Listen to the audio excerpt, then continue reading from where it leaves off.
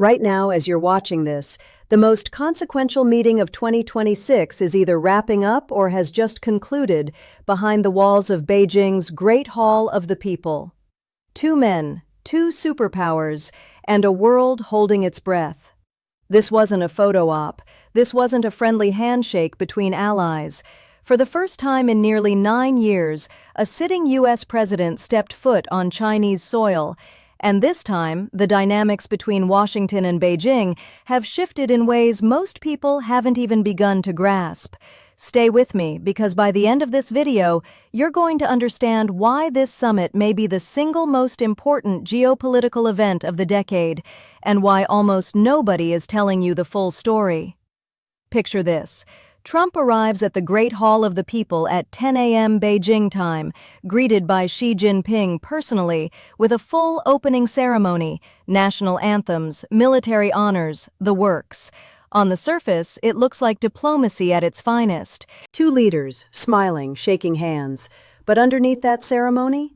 A chess match with stakes that affect your gas prices, your tech, your national security, and the balance of the entire global order. Before we go further, if you care about what's actually happening in this world and not just the headlines, hit that subscribe button right now. Verified Bulletin is where the real analysis lives. So let's talk about what was actually on the table, because the official statements are going to give you almost nothing. Chinese leader Xi Jinping emerged from the bilateral, declaring a new era, what he called constructive, strategic, stable relations, a brand new term, never used before between these two countries. Read that carefully. China is reframing the entire relationship. They're no longer just managing competition. They are actively writing a new rulebook for how the world's two biggest powers interact for the next 3 years and beyond.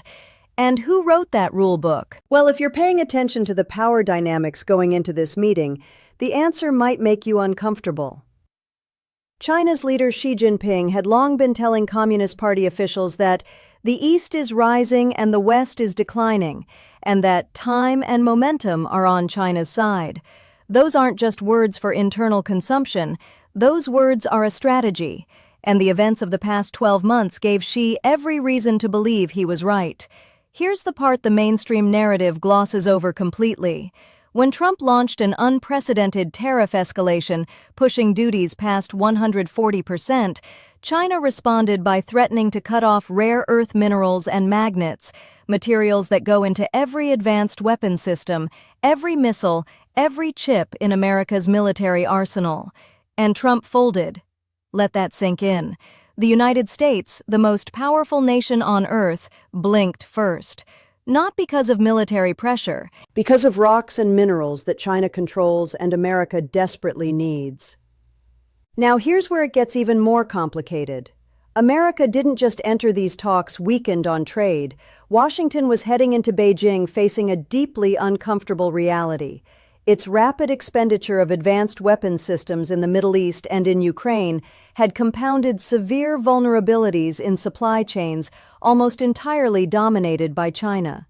Replenishing missile systems, precision-guided munitions, and advanced electronics now depends on greater access to materials processed almost entirely within China's ecosystem. So think about that geometry.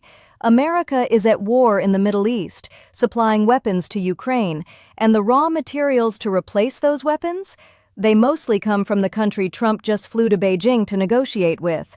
That is not a position of strength. That is a pressure point, and Beijing knows it. But wait, because Trump didn't walk into Beijing empty-handed either. He brought firepower of a different kind. Joining Trump on this trip were Secretary of State Marco Rubio, Defense Secretary Pete Hegseth, Elon Musk, Apple's Tim Cook, and NVIDIA's Jensen Huang, essentially the most powerful delegation of business and military leaders to travel together in modern American history. Why does that matter? Because Trump's opening move in the bilateral was reportedly about business access. He made a direct ask to Xi, open China's markets to these CEOs. Let American tech operate inside China. That's a very deliberate opening card. It says, we want business, not just geopolitics. It creates goodwill before the hard conversations begin. Smart? Absolutely. But it also signals something else, that economic engagement is still on the table, even as military tensions simmer beneath the surface. Comment below right now. Do you think Trump got a good deal, or did China walk away with the advantage? I want to hear your read on this. Now let's talk about the elephant in every room at this summit, Iran. One of the biggest questions hanging over these talks is whether Trump can convince Xi to help push Tehran toward an agreement and end the ongoing war with Iran. China, which wants to be seen as a global mediator, has direct lines to Iranian leadership. Just days before the summit, Beijing hosted Iranian Foreign Minister Araghchi for talks. Secretary Rubio laid out the argument directly in an interview aboard Air Force One heading to Beijing. His reasoning was actually compelling. China has 3 reasons to want this war to end. 1. Chinese ships are getting hit in the Strait of Hormuz. Iran didn't intend to hit a Chinese vessel, but it happened, and that's not something Beijing can ignore. 2. The entire energy supply for Asia runs through that strait. Instability there threatens China's own economy more than any other region on Earth. 3. China's economy runs on exports. If global economies are destabilized by this conflict, demand for Chinese goods drops hard. That argument makes perfect sense on paper. But here's the catch. China has also been quietly helping Iran. Intelligence reports show Beijing providing support that directly contradicts what they're telling Washington. So the question isn't just whether China will help, it's whether China can be trusted to help in good faith. And that's the fundamental tension at the heart of every single conversation that happened inside that building today. America's goal going into the summit was probably to secure symbolic wins rather than meaningful structural reforms to China's economic model.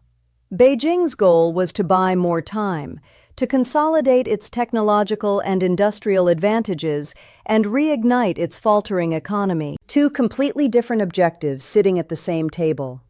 And here's what no one wants to say out loud. Both sides can walk away claiming victory without either side actually changing anything fundamental. China gets to say Xi managed America. Trump gets to say he got deals. And the underlying competition? It just keeps building. Taiwan came up. Of course it did.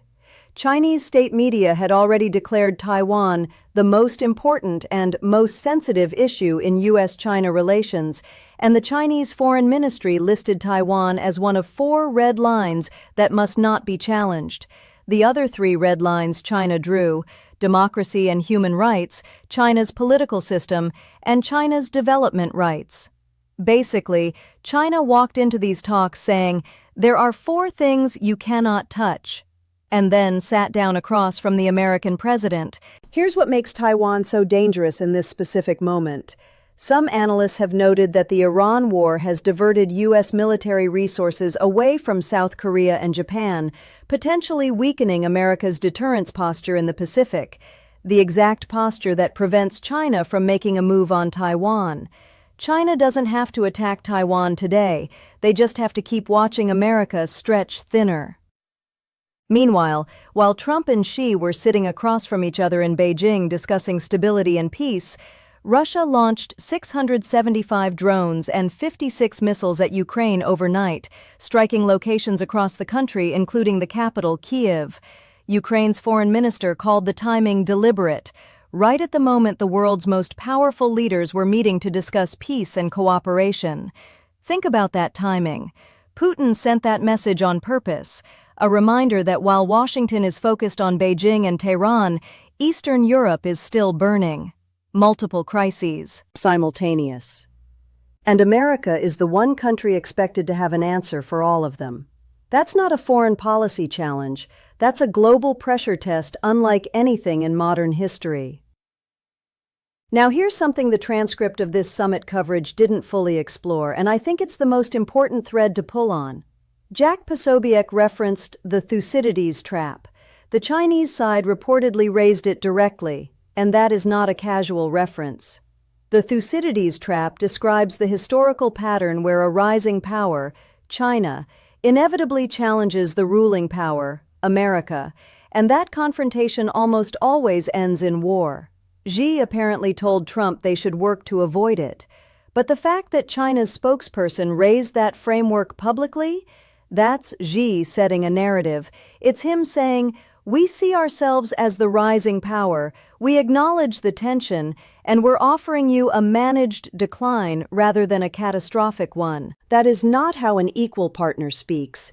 That is how a confident nation speaks to one it believes it's overtaking.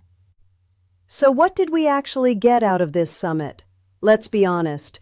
The new framing of constructive, strategic, stable relations suggests an attempt from both sides to make their competition more managed and predictable, not to resolve it. Trade teams, according to China's readout, produced generally balanced and positive outcomes. There were likely discussions around fentanyl precursors, Taiwan arms sales, rare earth continuity, and Iran mediation. But no press conference, no questions from the American press, no live readout from the U.S. side immediately.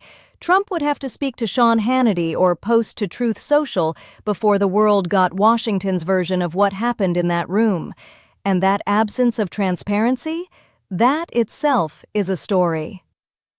Here's my honest take, and I want yours in the comments. America went into Beijing carrying genuine leverage, a massive economy, unmatched military technology, and a president who built his entire brand on deal-making. But China went in with something arguably more powerful in this specific moment: patience, time, and control over the materials America cannot afford to go without. The Council on Foreign Relations put it plainly before the summit even began. China's aim was to consolidate its position and reignite its economy. America's aim was likely symbolic wins. Symbolic wins feel good in press releases.